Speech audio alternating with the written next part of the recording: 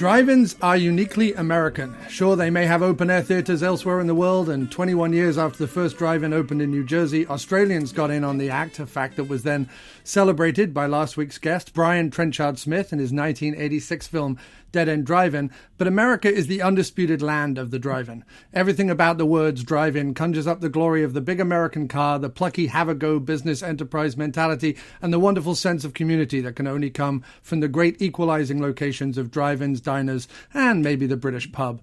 The drive-in doesn't care who you are or what you do for a living, just that you pay for a ticket and preferably pick up some stale popcorn from the concessions booth. The films that have become synonymous with the drive-in are often made with the same outlaw sense of have a go, get it done, give them what they want, and sell it for a buck. There is a grimy but heroic romance to it all, an indefinable, beautiful danger that epitomizes the very best of humanity. In the grand tradition of the traveling players, we're here to put on a show, and we're going to make sure there's plenty of gore and nakedity so that you stay awake so that you can drive home. The undisputed king of all things drive-in in America is journalist, author, movie host, actor, film lover, proud wearer of the bolo tie, and my guest today, Joe Bob Briggs. Sir, it is an absolute pleasure to have you on Booth Talk from the After Movie Diner today. Well, thank you very much. That may be the best description of the drive-in culture that I've ever heard in my life. So thank you for that. Wow, that is an honor coming from you, sir. As I said, someone who grew up in England, but certainly in the 80s and 90s when American culture was everywhere to be found, and we certainly read American literature and obviously watched American movies and American TV.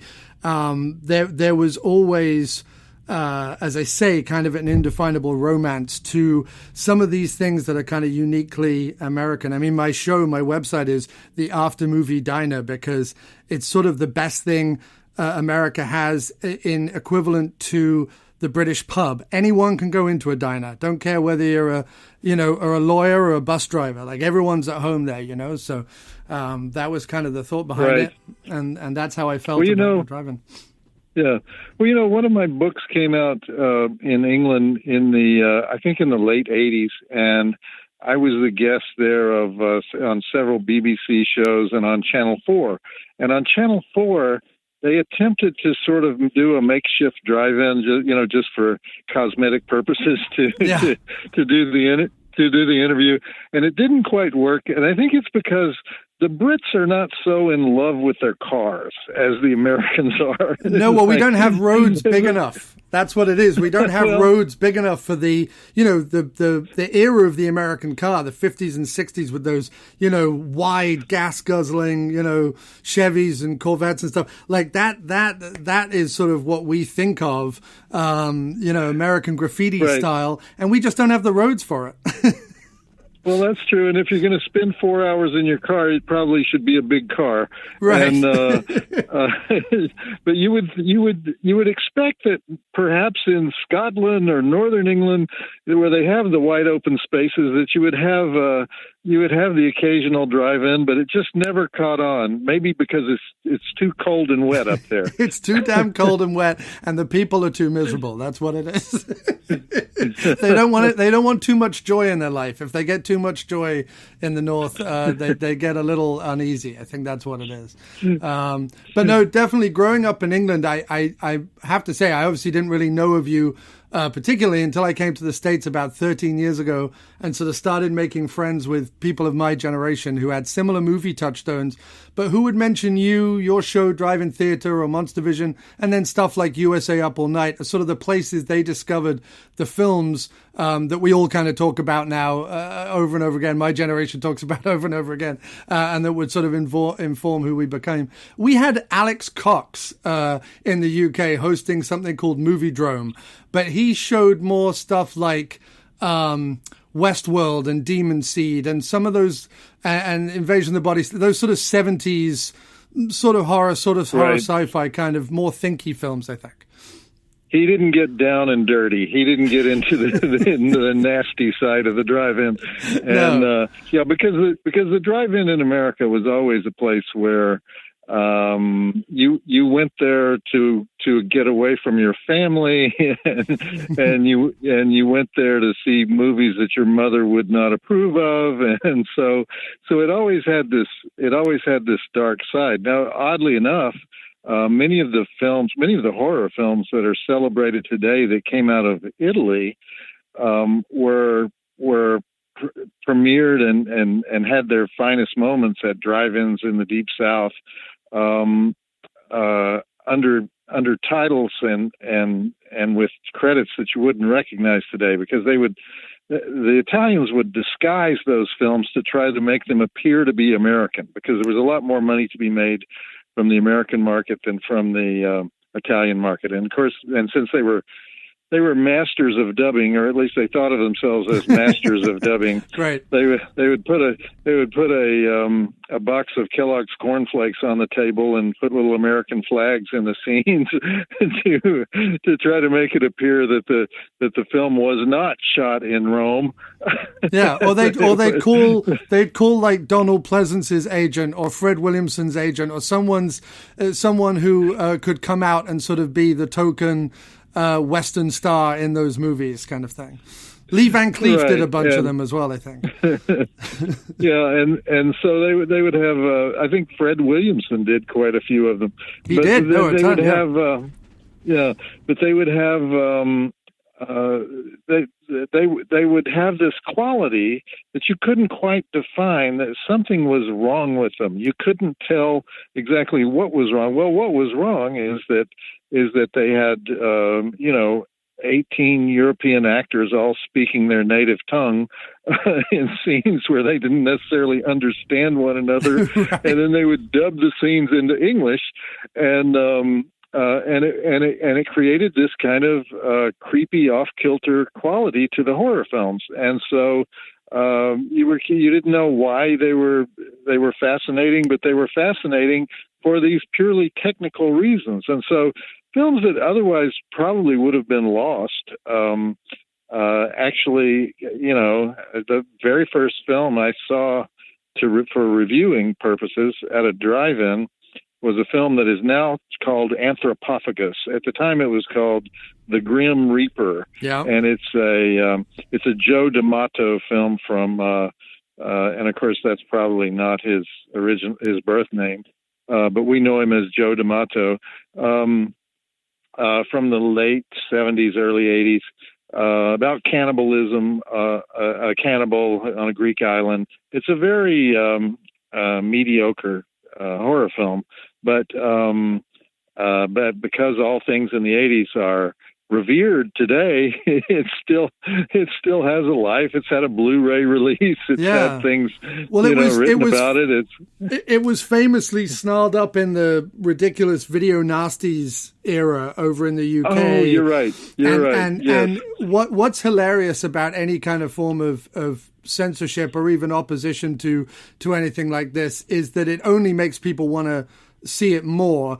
And what's hilarious, as I got older, I remember the video Nasties and the VHS era, but as I got older and these movies would be released again on DVD or Blu-ray or whatever, watching them again and realizing, these, first of all, they aren't that troubling, and secondly, these are just not very good films, a lot of them. I mean, some of them are great and they have their moments, but I think what it is, and because I didn't have the drive-in, but I had VHS, and I think and I'm talking about like the VHSs that got passed around. Maybe they had a label, maybe they didn't. Films that were sort of talked about in hushed tones, and they were kind of made in places where you'd barely heard of by people you weren't sure weren't actually serial killers themselves, and it was that lent them the mystique. It's not so much the finished product. It was sort of all the things you'd heard about it before you saw it.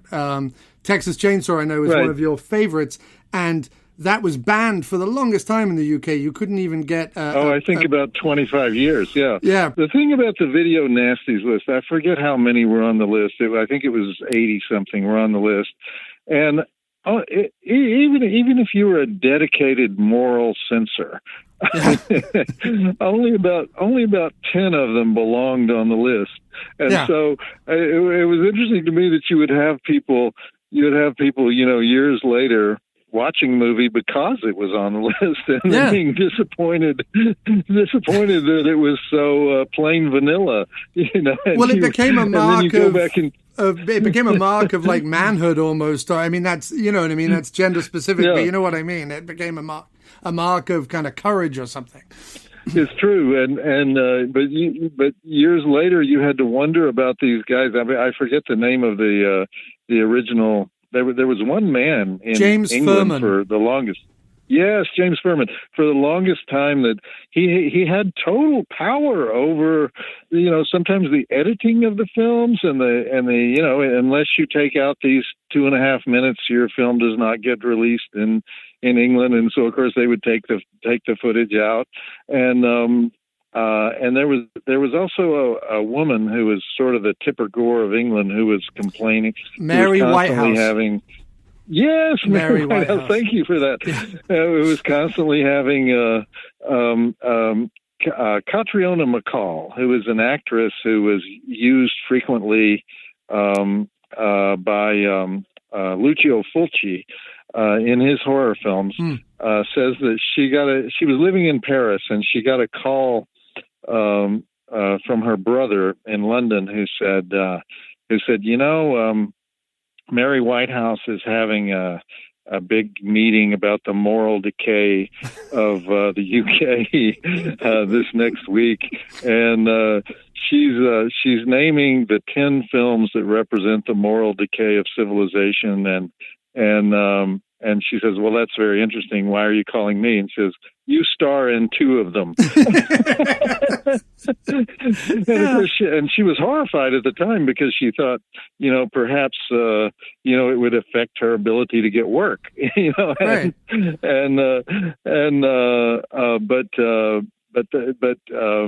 I mean, both countries, the United States went through the same sort of, moral backlash, but it was more focused on rap music, whereas in England it was more focused on the movies. It's interesting that the two things were going on simultaneously. And well, it's always this thing, isn't it, that you get where all the true controversies, all the actual controversies, all the things that actually matter tend to come from these very puritanical groups, right? Whether it's religion or the conservatives or whatever it is, that's where these sort of terrible controversies, whether it's child molestation or something, that's where these things come from, these puritanical places. Whereas the people who make horror movies or love horror movies or relish horror movies or challenge each other to watch the goriest, most sexy, most violent horror films, they tend to be like intelligent, decent, morally upstanding, fairly good people. Like it's this weird dichotomy. It's true. It's true. We never. I mean, you know, the first Europeans to come to America were in fact Puritans, and so Puritanism never quite goes away in America, but I don't understand Europe. It also continues to come back in Europe, and so not so much France, but certainly England, Spain, Italy. I mean, Italy has had many controversies over such things as the Cannibal films. Yeah, you know, where they have actual court actions where they try to put people in jail. But yeah, there's always that streak, that moral reformer streak, that we can't seem to get rid of. People start to feel like the culture is out of control, and so they try to bring it under control. And of course, that just creates all these distortions that make it worse. People can't have too much fun. That's the truth of it, Joe. We can't be seen to be having too much fun. That's the big issue. But so you definitely feel that way about drive-in or grindhouse pictures. It's those things that are kind of, they safely test your resilience and kind of set you up, I think, for sort of the true horrors of the world. That's true. I mean, I don't know what the equivalent is today now that you can stream anything in the privacy of your home, but certainly for a long time, for several decades after World War II, the drive-in was the place for, you know, the true independent film, meaning the film that Hollywood studios would not touch. So whether that was the juvenile delinquent film or the drug film or the biker film the softcore sex farce, or which tended to be beach films, and of course horror films. People don't even remember the era when science fiction was considered beneath the dignity of the studios. Yeah. It wasn't until George Lucas came along that suddenly the studios said, "Oh, okay, we kind of like science fiction now." Yeah. And so, science fiction was a low budget film genre. Also, all those movie brats of the 70s that people hold up as the greatest filmmakers of all time all started with Roger Corman. Almost every single one of them, to a man, all started with Roger Corman making, biker movies or horror movies or, That's true. He invented he kind of invented the modern horror film with his Edgar Allan Poe series, and certainly The Trip was the first film about drugs. It doesn't judge the drug users, and the biker the Wild Angels started the biker genre. I mean, there must have been 100 biker films after that, including Easy Rider, probably the greatest one of all the biker films. Well, his theory always was, you make the successful movie, and then you keep making movies within that genre until they almost break even. As long as they're still making money, you get it right down to. There's a great interview with him, I think, on one of the Table for Five, the Jon Favreau series, where he talks about, I think it was Carnosaur, one of the late 90s straight-to-video things he was doing. And he's like, Carnosaur 1 through 5 made me money. Carnosaur 6 came very close to not making me money, so there was no Carnosaur 7. But I would do it. That's right. I would do 6 films. Yeah, absolutely. Well, and the other thing he did so well is he would follow up the big hit of the day with the big budget hit of the day with a lower budget version, simply because once Hollywood is slow in terms of making the sequels. And so after Alien, you have films like Roger Corman's film was Forbidden World, originally called Mutant. There were other like low budget films like Contamination and Seminoid. All of those came out before Aliens, the sequel, ever came out. Yeah. And made all kinds of money. And so those obviously played the drive-ins. And then is the most amazing thing that Roger Corman ever did, in my opinion, is there was so much pre-screening publicity for Conan the Barbarian that he said, hey, this sword and sorcery thing is going to be huge. And so he brought out a film called The Sword and the Sorcerer 2 months before Conan the Barbarian was released, thereby capitalizing on all the publicity that had built up this huge expectation of this new genre of films. And it's a very weak film, but it made just fistfuls of money because he was using everyone else's publicity. I know that earlier in the summer that you had contracted COVID, so I hope you're feeling better. I really do. But it reminded me that Charles Band took one of the zombie films he was going to release at the beginning of the summer and renamed it, I think, COVID Zombies or Corona Zombies or something like that, to capitalize on it. And I think even the horror community was like, dude, that's a little in poor taste. Just a little.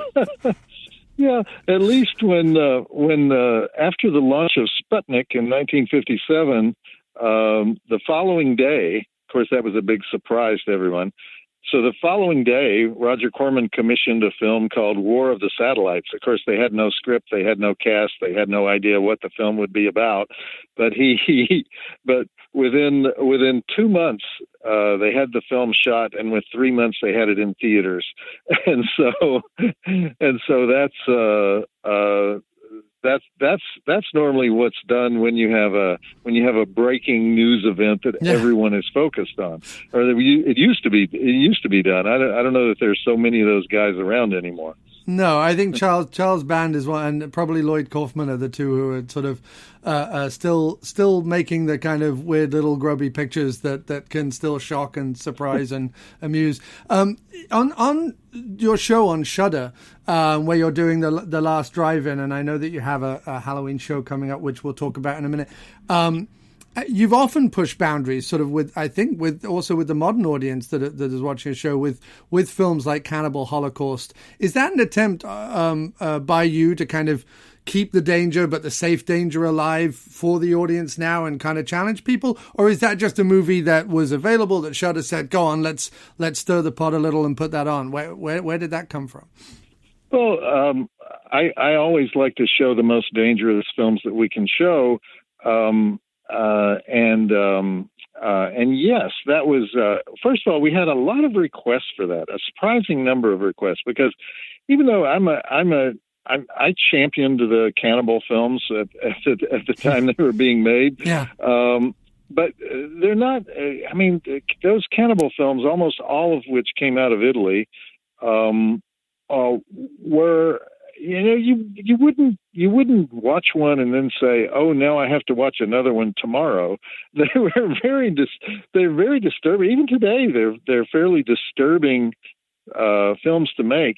They're interesting to me as historical curiosities, and sort of they're of their time. Eli Roth tried to make he made actually a very good one. He made a cannibal film in the year 2013 called The Green Inferno. It's an excellent film, but the fascination with them had sort of passed, and so it was not a big box office hit. I hope he made his money back, because it was a very ambitious and brave thing to do. Yeah. He went back to the area of the Amazon where Cannibal Holocaust had been filmed, and used a native tribe to do the film. But it's a good film. It's a very good film. It sort of takes down politically correct protest. Yeah. But at any rate, it was. We showed Cannibal Holocaust knowing that a lot of people would not approve of it. I mean, anybody who's, animals are actually killed in the making of the film, and so, there are people who just on principle will not watch that. Yeah. And we're not, that doesn't mean that we're in favor of it because we showed it. No. You can't make that kind of film anymore. Because of, various. First of all, you wouldn't be able to get insurance for the film if you tried to do that. And secondly, we just have standards that theaters won't show it, and there are various problems you would have if you tried to do that today. So we didn't feel like we were going to cause any additional mischief by allowing the film to be shown today. Nevertheless, we gave people an option. We warned them about the scenes that they may not want to watch, and we distinguished between the bad scenes and the good scenes,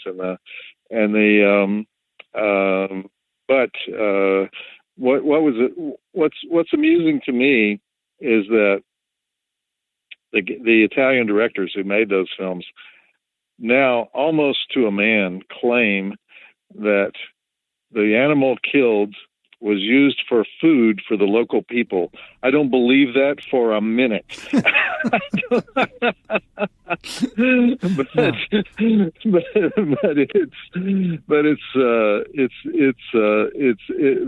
At least they've felt enough shame to to have to say that publicly. Yeah. All these years later. Nevertheless, yeah, I do like to pick out the genres and the films that were pushing the envelope. Back in the most popular era for this show is the 80s. Yeah. Which I get it and I don't get it. I just like there was a lot of crap in the 80s. I mean, there were a lot of bad films that came out of the 80s. in many ways, the 70s is the more interesting decade. Because in the 70s, you could make any kind of film. You could invent your own genre. The 80s, there were more. It was more. The slasher became the big moneymaker, and the softcore nudity films became big moneymakers. And there were 5 or 6 kind of well-defined genres. I think people think of the 80s as a time of freedom, first of all, and fun, because whether they agreed or disagreed with the politics of Ronald Reagan, it was a fairly stable time. It was a prosperous time. It was a time.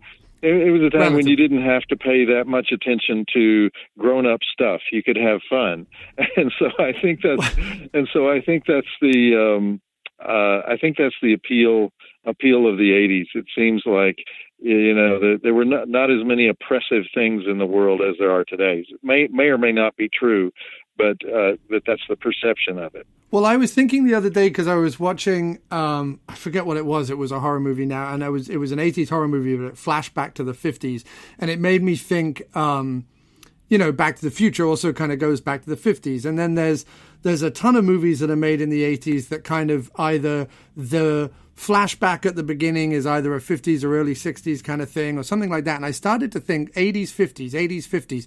They're sort of both very American decades. They're decades in which sort of America is the focus, but they're also decades in which sort of teenagers become the generate, like the focused generation. And it's funny, That's true. Even adult things in the 80s are really, it's sort of the first decade where kind of really that childish thing comes into movie making.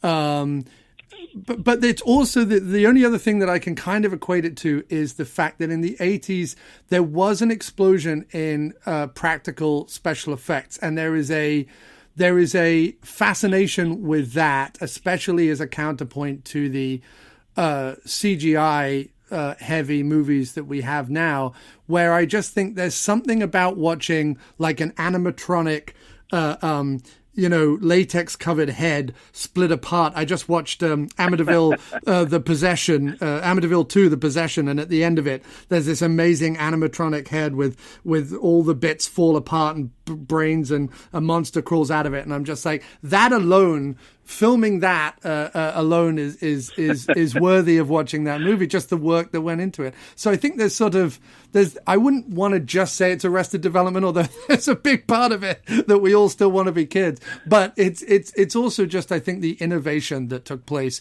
in those 2 decades that kind of fascinate people about America and about those movies. Well, it's true. Yes. Tom Savini was the first superstar special effects guy. Before that, we didn't know who the special effects guys were. I was talking to I did a thing recently with the cast and crew of the Texas Chainsaw Massacre, the original Texas Chainsaw Massacre. And of course, everyone always says, who did the effects for Leatherface and everything? Well, it was a local plastic surgeon, Dr. Walter Barnes. I mean, it wasn't anyone who had any background in film or would go on to do any other films. Yeah. I mean, that was something you did almost as an afterthought. And then let's hope he didn't use any real bits of his patients in the making of the mask. He was not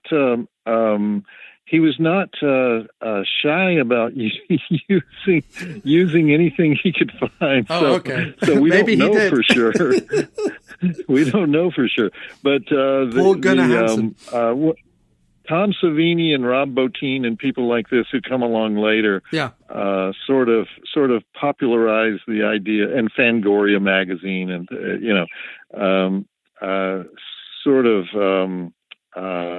were the first to say, let's open up the mystery of filmmaking and show people the inside. It's literally blood and guts. how you do it. Yeah. And that was a new thing. That would have been considered like giving up the magician's tricks in earlier decades. And so, yes, we've been moving towards a world where everyone is a filmmaker. Yeah. Well, it's so easy. Every member of the audience, even if they're not really a filmmaker, they fancy themselves a filmmaker. and so you have to pay attention to they're interested in the process. Yeah. They're interested in the process. Yeah. So as I said earlier, you're doing a Halloween show on the last drive-in this Friday the 23rd. The last drive-in Halloween Hideaway. What, if anything, can you tell us about that show? Well, I'm not allowed to give away the titles in advance, but we're doing it in an iconic Halloween, an iconic horror location. I'll just say that. Okay. And very remote location. And so that's our sort of nod to. I like to make our show a COVID-free place.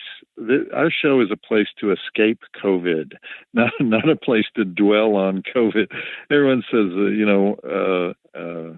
why aren't you showing pandemic movies? Well, because we're in a pandemic, so we're not showing. Where's the fun in movies. that? Yeah.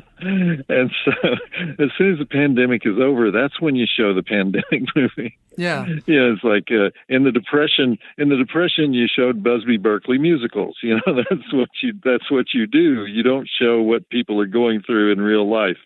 And so I think of our show as an escape. And so we're in an iconic horror location where we can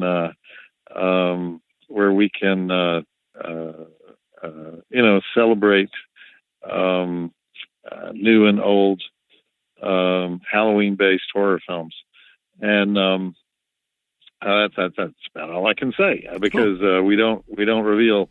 But it's on Shudder at 9 Eastern, 6 Pacific, Friday night. If you can watch the live feed. Of course, it's always available for streaming later. A couple of days later, it's available for streaming. But it's more fun if you watch the live feed because we have all the social media going on. And I'm going to do a live Q&A after it's over. Nice. Whenever that is, 1 or 2 in the morning on Instagram. So. And obviously, a lot of that kind of social media stuff is brought to the show from Darcy, the male girl. And there's a great dynamic between the two of you, but it also feels like she really brings like her story, her fandom, her opinions, and her empathy as well with sort of the horror community, but also the communities beyond that are often drawn to these movies as well.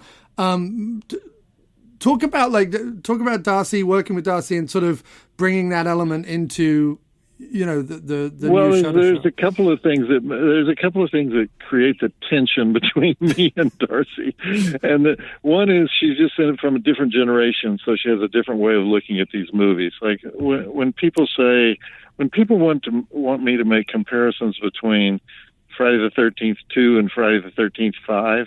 Well, you know what? I saw them in the theater. They were those movies were separated by 6 years.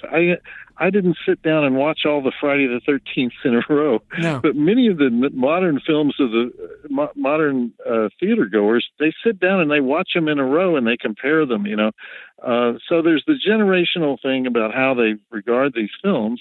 And then there's the fact that she's hardcore. She's a hardcore horror audience member in the sense that she kind of doesn't like the nights when we have subtitles. That's not to her. That's not horror. It's like pulling teeth to get her to watch Train to Busan, for example. And I'm like, come on, there aren't that many subtitles because it's so much action. Yeah. And so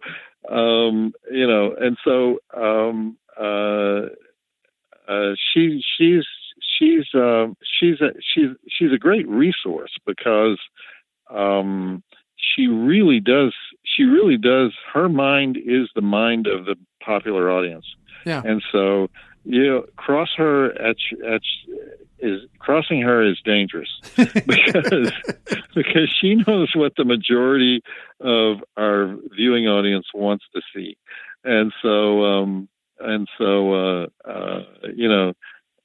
one Belgian horror film per year. Okay. That's it.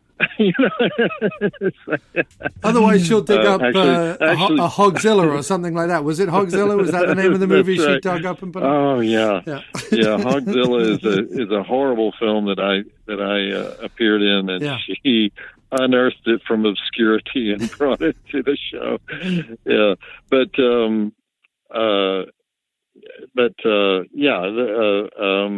Yeah, there's this term that I don't really like this term, but it's bandied about these days called elevated horror. And elevated horror just what I used to call artsy fartsy horror. Right. Where it's films that only play at film festivals and the mainstream critics love them and she doesn't like those. I mean, I usually do like those.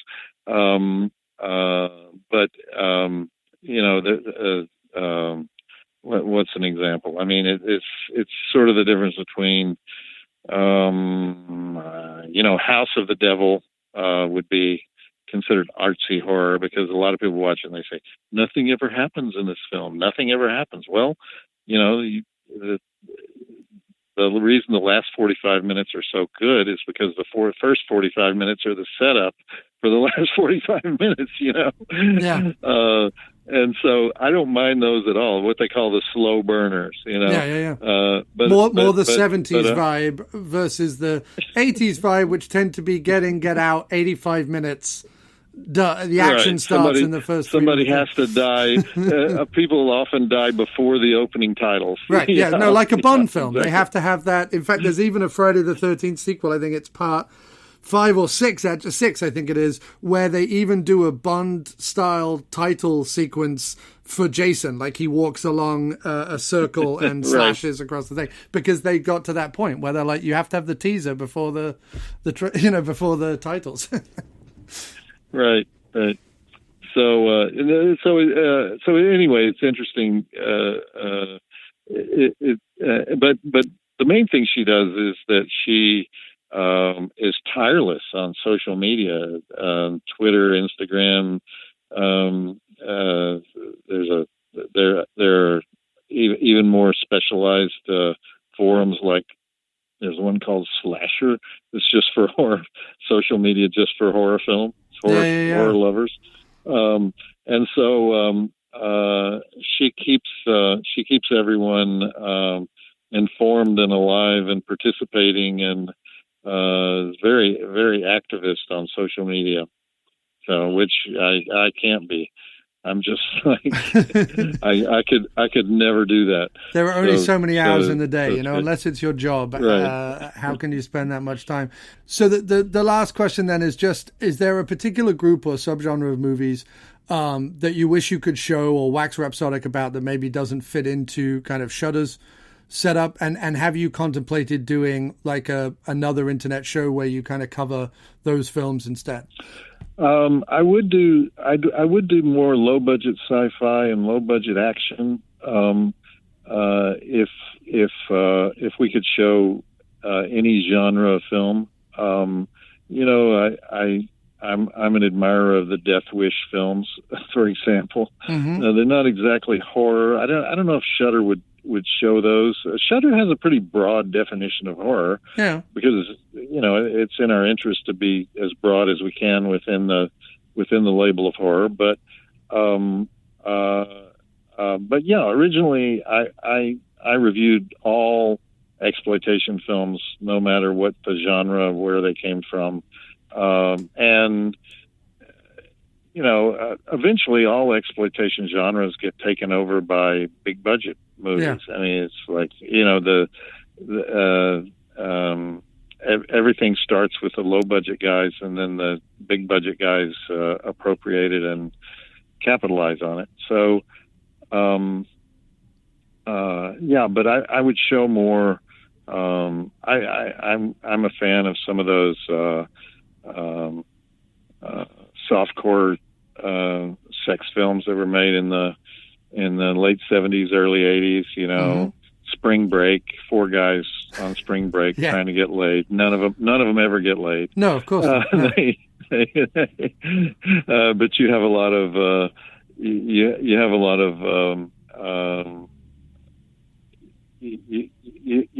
of they're done for humor, and maybe it's a dead genre because people are just too sophisticated today to enjoy that kind of farce.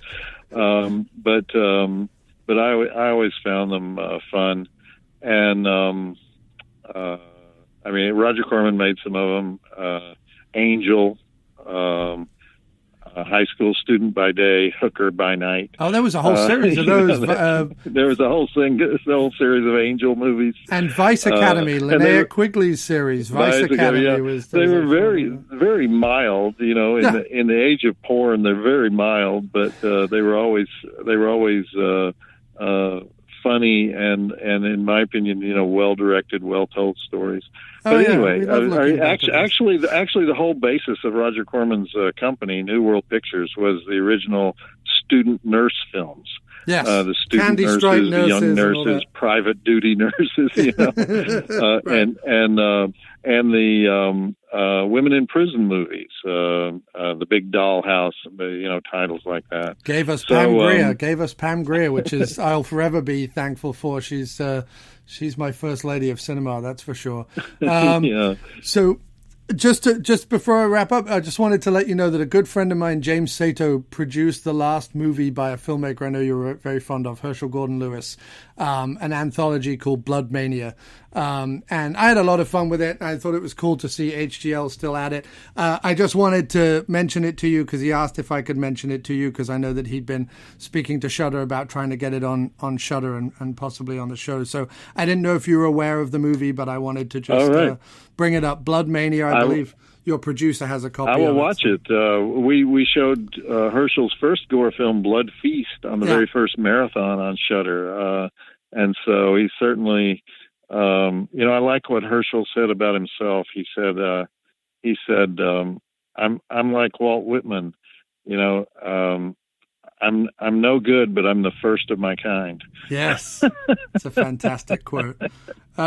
Joe Bob, I could talk to you all night. This has been an absolute pleasure. Thank you so much for chatting Grindhouse and Drive-In movies with me. And best of luck with the Friday show. I'm sure it'll be amazing and as a hit as always. So thanks ever so much for talking to us today, sir. All right. Thank you. Take care now. Bye.